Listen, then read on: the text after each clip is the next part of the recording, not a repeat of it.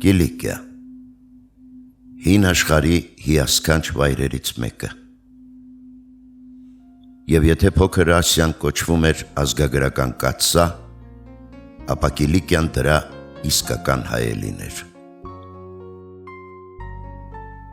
Բնությունն ինքը կարծես արարել էր մի անմատչելի աշխարհ հզոր եւ ազատ պետություն ստեղծելու համար։ Հյուսիսից Տավրոսի անմատչելի լեռներն են շրջափակում գրեթե 40,000 քառակուսի կիլոմետր տարածքը։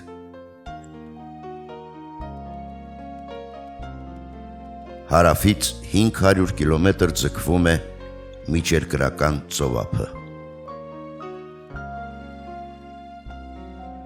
Սա էր այն աշխարհը, որ զարգացած միջնադարում տեղափոխվում էր հայոց պատմության կարևորագույն ու յուրահատուկ մի շրջան մոտ 300 տարի։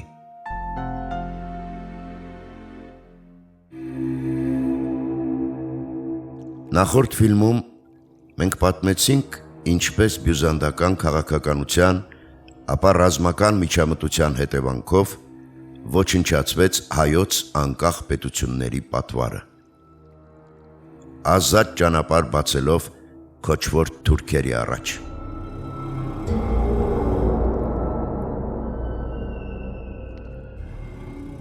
Հայաստանից իրենց գաղթած թագավորների հետ հեռանում էր ժողովուրդն ու զորքը, որ հանգրվանեցին Բյուզանդիայի տրամադրած տարածքներում, Սեբաստիայում, Կապադովկիայում։ Սակայն հենց այս արտագաղթածների մեջ ամուր նստած էր հայոց ազատության և անկախ պետականության գաղափարը։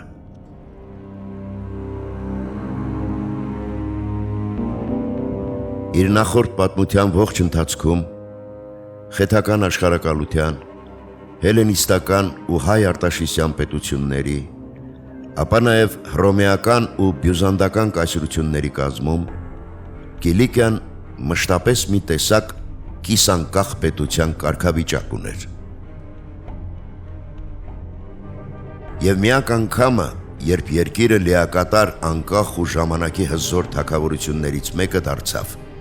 հայկական շրջանն էր, որի մասին էլ պատմելու ենք մեր այս ֆիլմում։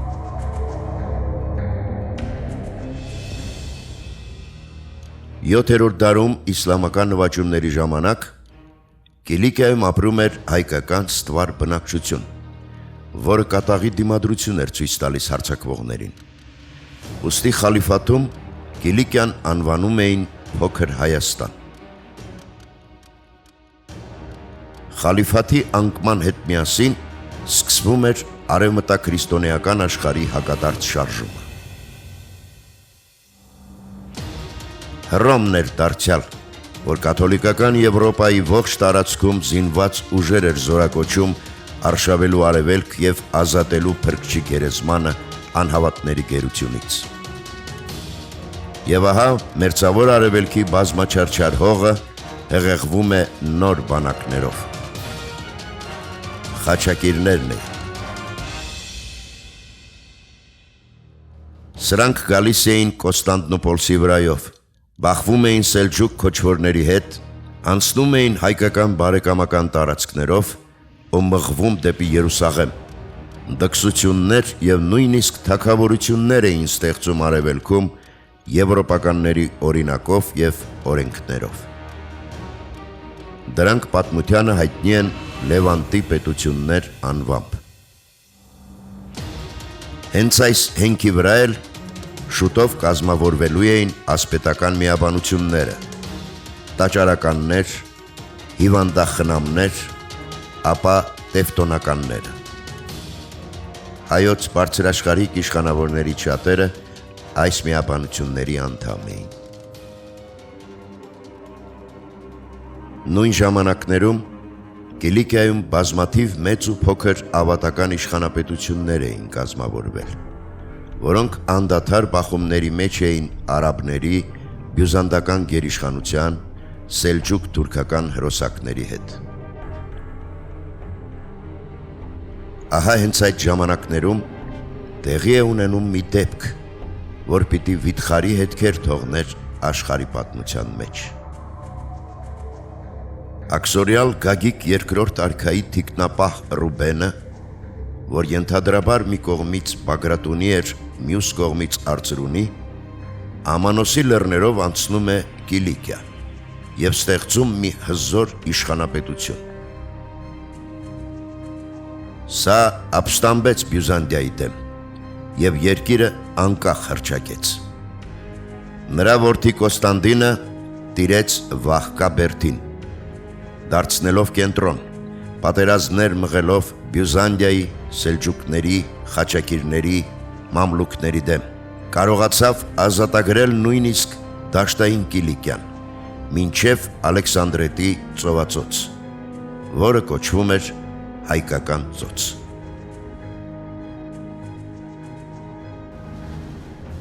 Բուն Կիլիկիայում Ռուբինյանների հիմնական մրցակիցը Լամբրոն Բերդի տերերն էին, այսինքն Օշինյանները։ Սրանք էլ Սյունիք արցախական աշխարհից էին։ Ընդհանրապես Կիլիկյան Հայաստանի պատմությունը անընդմեջ պատերազմների պատմություն է։ Բազմադեմ ու բազմաբնույթ թշնամիների հետ անընդհատ բախումները այնպես էին կռել ու կոփել հայոց զինուժը, որ սա անպարտելի զորքի համբավ էր ձեռք բերել հայտնի աշխարհում։ Ի վերջո, ինչ էր այդ հռչակված բանակը։ Առաջնահերթ սա պետական բանակ էր, ուներ թեթևազեն ու ծանրազեն հեծելազոր։ Կիլիկիական բանակը վճարովի էր։ Սա պրոֆեսիոնալ բանակ էր։ Սրանք հագնված էին խաչակիրների նման, թիկնոց, մարմինը պատող մետաղազրահ, սաղավարտ, նիզակ ու սուր, կրծքին ոսկեկար խաչանշան և Կիլիկիայի խորհրդանիշ առյուծի ոսկեկար պատկերը։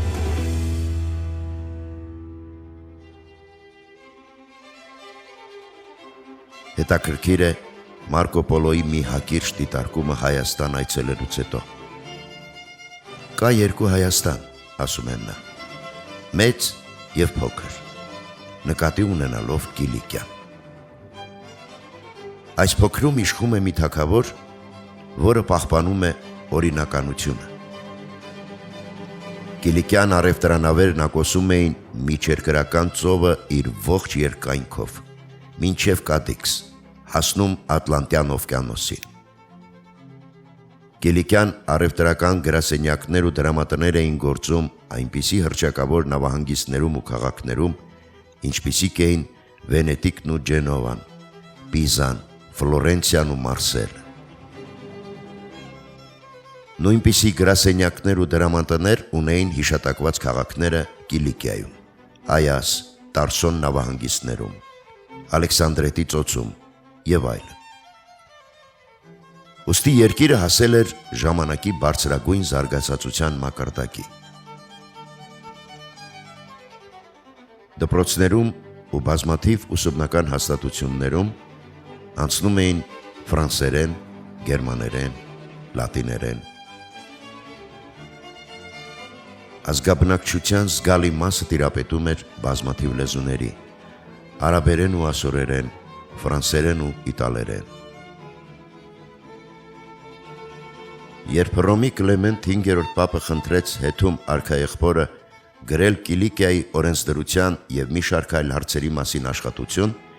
սա ստեղծեց ծաղիկ պատմության արևելից աշխատությունը, որի առաջին գիրքը գրված էր լատիներեն, մնացյալ գրքերը ժամանակի ֆրանսերենով։ Առանձնապես մեծ ծաղկման էր հասել գիտությունը, հենված հին հայկական, արաբական ու եվրոպական գիտամշակութային աշխարհի վրա։ Հռչակված էր Կիլիկիայի բժշկությունը։ Ողջ աշխարհից էին գալիս այստեղ բուժվելու։ Հատկապես հայտնի էր Լևոն առաջինի կողմից հիվանդախնամ ասպետական միաբանությանը նվիրաբերած Սուրբ Մարի հիվանդանոցը Տարսոնի մոտ։ Երկիրը կայուն օրենսդրություն ուներ, որ ստեղծել էր Սմբատ հայոց սպարապետը։ Հետաքրքիր էր Կիլիկիայի ճարտարապետությունը։ Սա առանձնապես աչքի չէր ընկնում հոգևոր կառույցների շքեղությամբ։ Եռանավ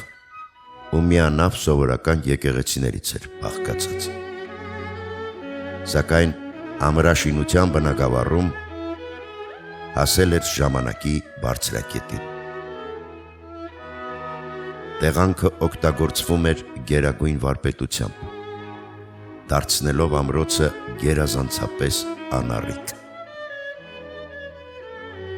Սրանց արմատները պետք էր փնտրել հին Հայաստանում, հենց այստեղից, Կիլիկյան Հայաստանից Եվրոպա թափանցեց նման մտածողությունը, որ մեծաթիվ հուշարձաններ թողեց երիտասարդ աշխարհամասում։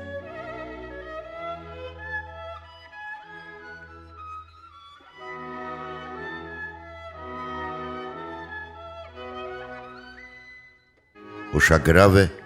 մեզ հասած մի պայմանագիր հայոց արքունիքի ու տարբեր եվրոպական առևտրական գրասենյակների միջև, որով խստիվ արգելվում էր խաբեությամբ կամ այլ միջոցներով Կիլիկիայից Եվրոպա տեղափոխել հայ շինարարներին ու քարտգործ վարպետներին։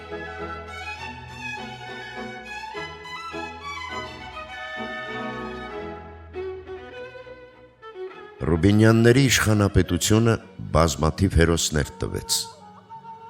որոնց մասին երգեր ու էպիկական ասքեր, ավանդություններ ստեղծվեցին, որոնք ապրում են նաև մեր օրերում։ Թորոս Լևոնին, մյուս Թորոսը, Կոնստանտինը, Մլեհը,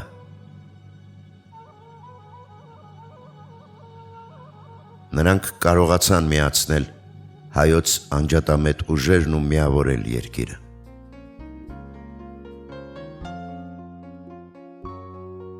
Մայրաքաղաքը վաղկայից տեղափոխվեց Սիս։ Շուտով այստեղ հաստատվեց նաև ամենայն հայոց կաթողիկոսը։ Ռուբինյանները բյուզանդացիներից մաքրեցին ողջ ծովափը, մինչև Իսավրիայի հույների բարեկամ պետություն, ամրապնդելով ծովային առևտրական ուղիներն ու ստեղծելով միջերկրածովյան նավատորմ։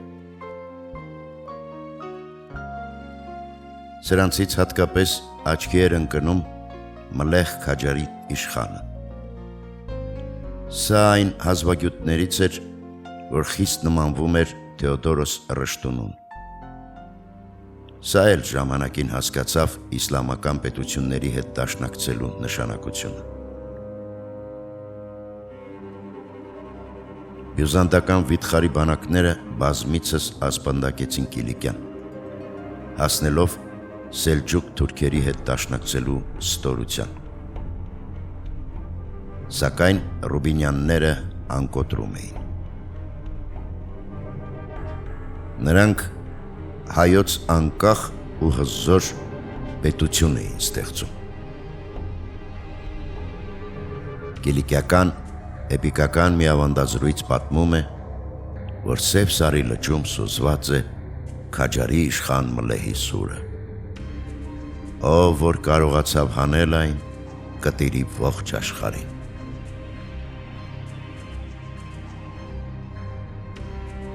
Սա մի ժամանակ էր, երբ ծայր առավ երևի ամենազարմանալի պատերազմը աշխարհի պատմության մեջ։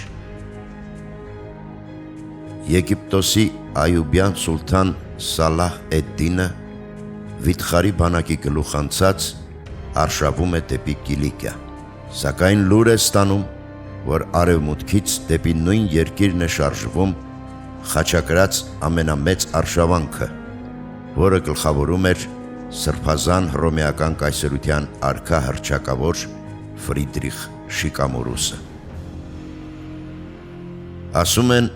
Ֆրիդրիխը արքայական թագ էր բերում հայոց իշխանապետ Լևոն II-ին։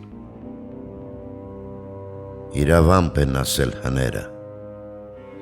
Աստված մեծ գործերով է զբաղվում, մանր հարցերը թողնում է ճակատագրին։ Ֆրիդրիխը Իսավրիա Կիլիկիա սահմանի վրա, որոշում է լողալով անցնել Կալիկադնոս գետ և խեղդվում է նրա ալիքներում։ Նրա զորքերի մի մասը վերադառնում է Գերմանիա, իսկ Հայաստանում մնում է միայն տևտոնական միաբանություն կոչված ուխտը, որ մինչև Կիլիկյան Հայաստանի անկումը պահեց անվերապահ հավատարմությունը հայոց գահին։ Շուտով Կիլիկիայի սահմանի վրա մահանում է հռչակավոր Սալահեդդինը։ Այսպիսի մեծ ու չկայացած պատերազմ։ Եվ ահա հասնում է հայոց պատմության մեջ հազվագյուտ մի պահ։ Հայաստանը պիտի վերականգներ իր կորուսյալ թագավորությունը։ Հռոմեական սրբազան կայսրության ուղարկած թագը արդեն Կիլիկիայում էր։ Բյուզանդիայի Ալեքսոս III Անգելոս կայսրը փորձեց առաջ անցնել Գերմանիայի նախաձեռնությունից, ադամանդակուր թագ և նվերներ ուղարկելով Հայաստան։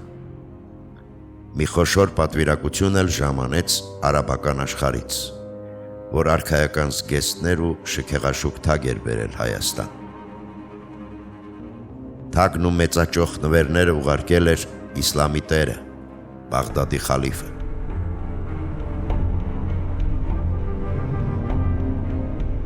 Այսպիսով,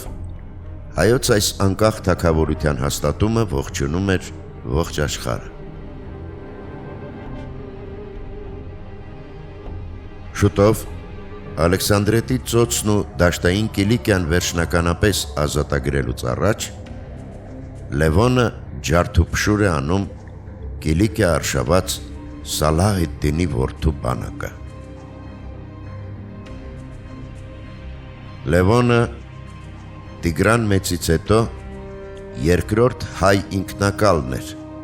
որ մեծագույն շքեղությամբ մուտք էր գործում Անտիոք աշխարհահռչակ քաղաքը։ Ժողովրդական տոնախմբությունները,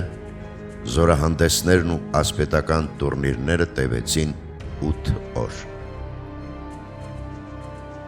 Այս ամենի մասին հիացմունքով են խոսում հայ, եվրոպական և արաբական աղբյուրները։ Դրանք բոլորն էլ կատարվածը գնահատել են որպես հայոց կործանված թագավորության վերականգնում։ Հայաստանն այլևս հզոր ու անկախ մի թագավորություն էր, որ բացառում էր որևէ օտար միջամտություն իր ներքին գործերին։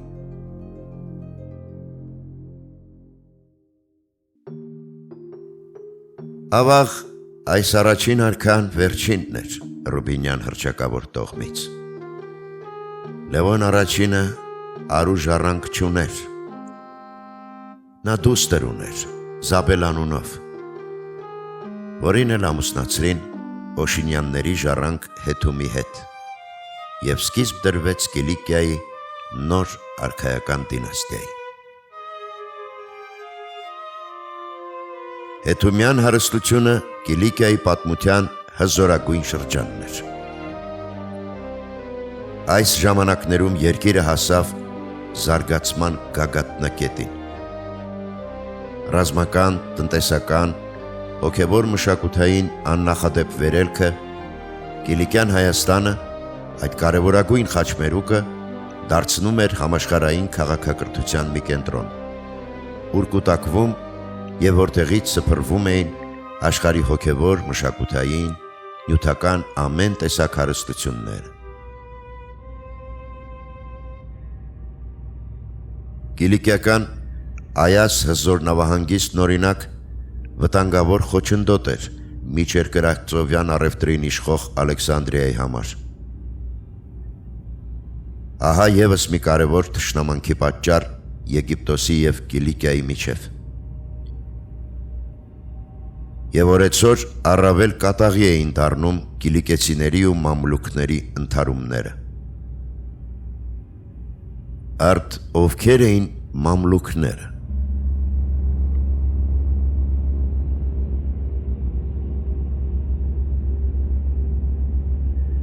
Մամլուք բառը նշանակում է ստրուկ։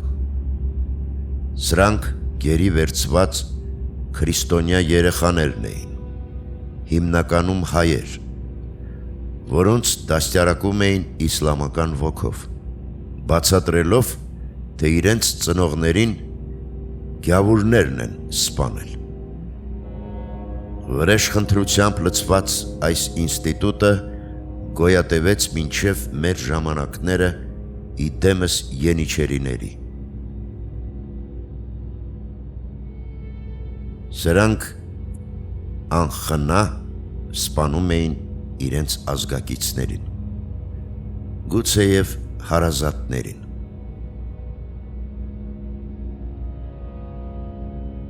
Մյուս արհավիրքը շատ ավելի քողարկված էր։ Դա պապականությունն էր, որ Կիլիկիայում ստեղծում էր ունիայի, այսինքն միացման վիճակը, ընդդեմ հայ առաքելական եկեղեցու, և դրա կրողները դարձյալ հայերն էին, որոնց կոչում էին ունիթորներ։ Այսպես, դրսից ռազմական ուժով և ներսից որդի նման կրծելով սկսվում էր հայոց նոր պետականության քայքայումը, և որի բոլոր մասնակիցները հայեր էին, և որքան նման է այս ամենը հետագա բոլոր ժամանակներին, մինչև մեր օրերը։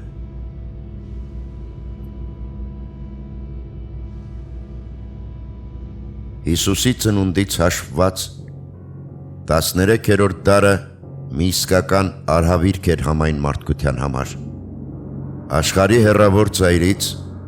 Չինաստանի սահմաններից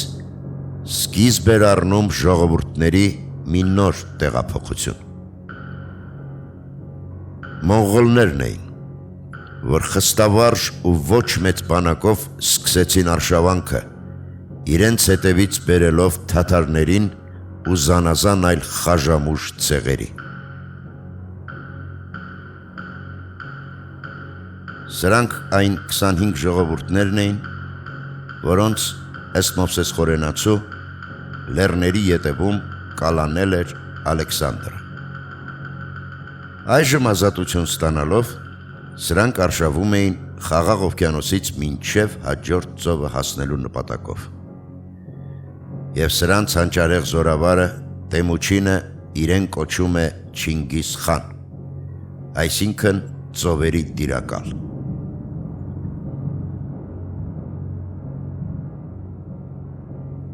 Սրանք անհնարին արագությամբ գրավում են գրեթե ողջ արևելյան աշխարհը, ստեղծելով մարդկության պատմությանը հայտնի ամենամեծ աշխարհակալությունը։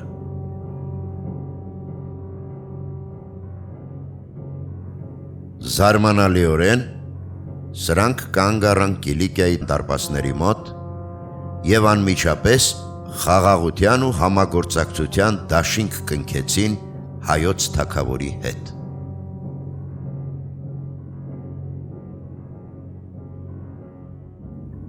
Սա հետում առաջինն էր, որ շուտով մեկնեց Կարակորում, ուր հյուրընկալվեց խանին և պայմանագիրը տեղում հաստատեց։ Սրա շնորհիվ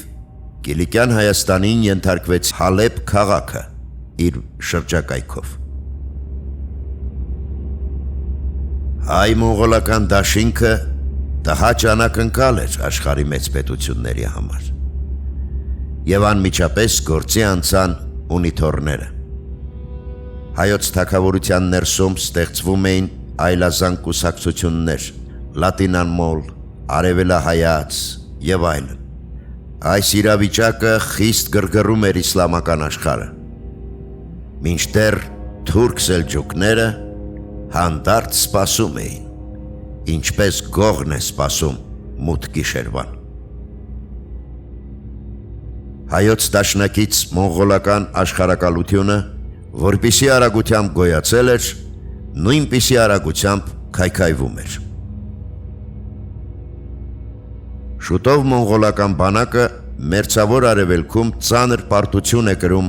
մամլուքներից և ընդմիշտ հեռանում երկրից։ Մամլուքներն անցնում են հարձակման։ Երկարաժամկետ չափազանց ծանր մարտերի շնորհիվ հետզհետե նվաճում են Կիլիկիայի կարևորագույն քաղաքներն ու բերդամրոցները։ Շուտով սպառվում է նաև հետումյան հարստությունը։ Եվ նման խառնակ ժամանակներում հայոց գահին են բարձրանում Կիպրոսի Լուսինյան տոհմի ներկայացուցիչները, որ կիսով ֆրանկ էին, և անհույս փորձեր էին կատարում նոր խաչակրած արշավանք հրավիրելու։ Հռոմի պապերն իսկապես կոչեր էին անում արշավանք սկսելու, սակայն փոխվել էին ժամանակները։ Մի ծանր տեսարան է ներկայացնում Մարինոս Ագուտին։ Հայոց թագավորը շրջապատված է 4 հրեշներով, հյուսիսից մոնղոլներն են, արևմուտքից թուրքերը, արևելքից մամլուքները և հարավից ծովահենները։ Այասի անկումից հետո 1375 թվականին ընկավ Սիս մայրաքաղաքը և վերացավ հայոց թագավորությունը Կիլիկիայում։ Վերջին թագավոր Լևոն 6-րդ Լուսինյանը ստացավ Մադրիդ քաղաքն իր շրջակայքով։ Սակայն Լեռնային Կիլիկիայում մնացին հայոց իշխանապետությունները, որոնք կիսանկախ վիճակում պահպանվեցին մինչև 20-րդ դարի սկիզբը։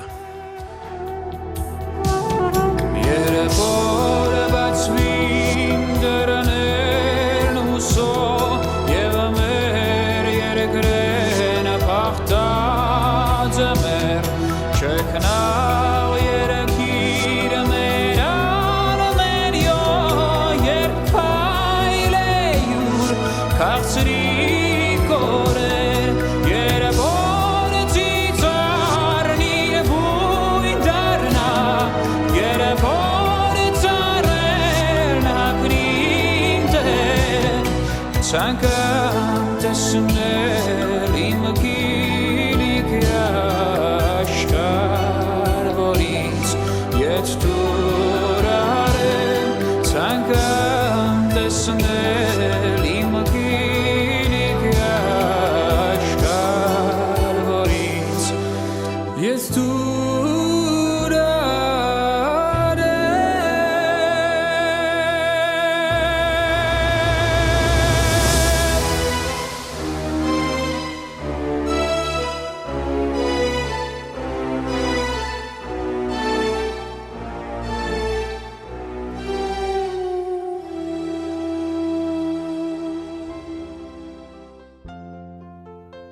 Մենք շրջում ենք Կիլիկիայի իրական ու երկարատև պատմության ալիքներում ու պարզում, որ ընդամենը մի չնչին մասին ենք առնչվել։ 2 տարի առաջ Հայաստանում տեղի ունեցավ տաճարական հզոր միաբանության համաշխարհային հավաքը։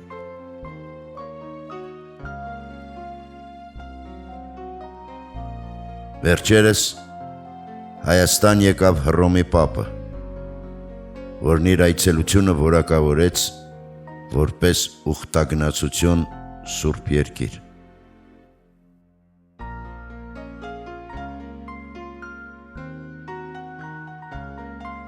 Ինչևից է, այսօր էլ կա շքեղ Կիլիկիան, ավերակ, կիսադատարկ, որի երբեմնի հզոր բերդերը